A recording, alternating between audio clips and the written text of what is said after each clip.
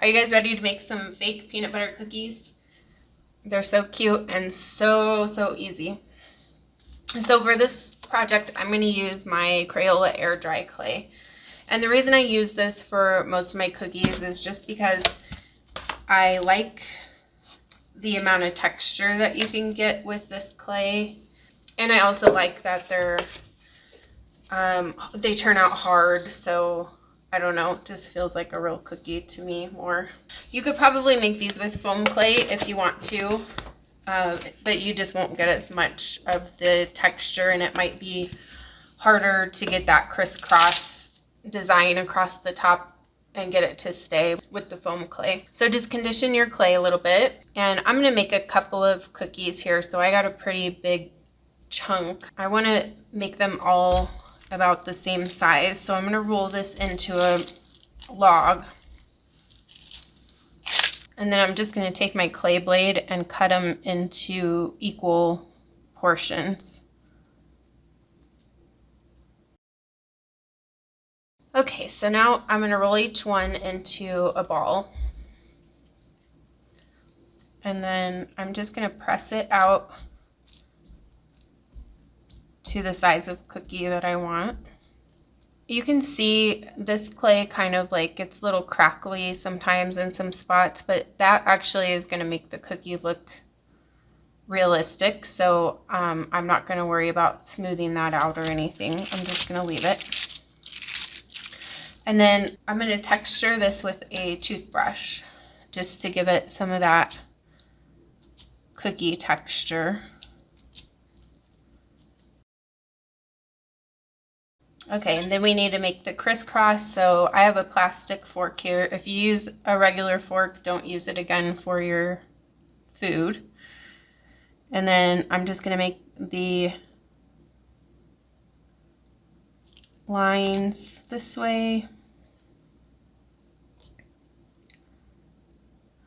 Because my fork gets wider up here, I'm going to actually go both ways with it just to make sure I get that nice crisp line going both ways. And then I'm going to go across the other way.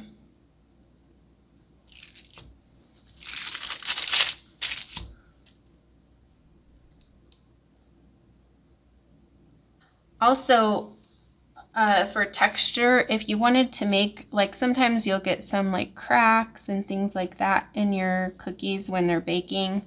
So you can use a toothpick and make some cracks along the edges, or even like right along here.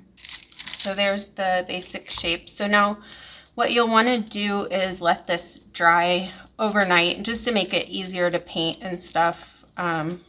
You can paint over this clay while it's wet if you want to, but I just find it's easier to do all the things without messing it up. So I have one that I have already dried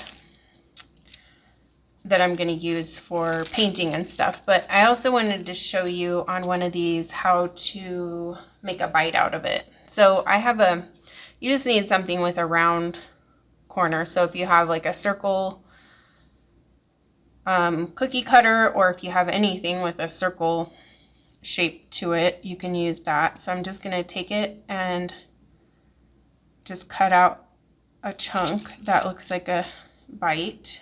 And now we want to make this inside part look crumbly. So I'm going to take a toothpick and I'm just going to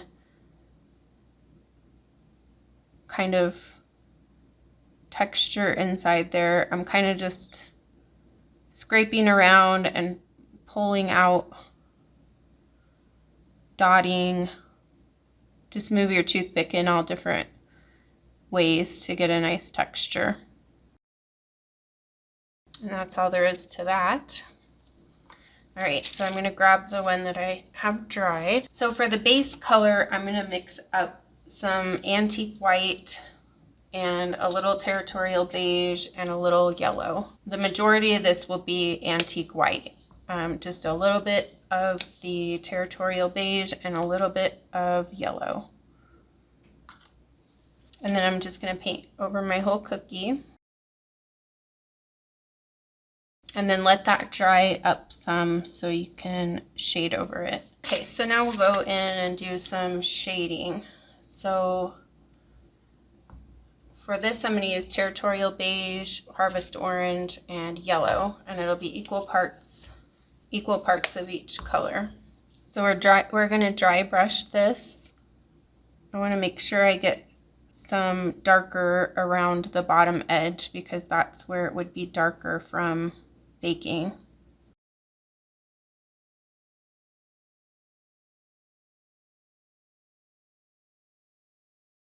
Make sure you shade inside of those indentations too. You don't want those to look too light. And then let that dry for a few minutes. Okay, so you could leave them just like this if you wanted to, but a lot of times peanut butter cookies will have sugar on them. So what I'm gonna do is put some Mod Podge on here, and then we're gonna put some fake sugar. Now you don't really want to get the Mod Podge down into those lines because the sugar is usually on before you press the fork in. So the fork would make indentations in the sugar areas. So just do the outer sections.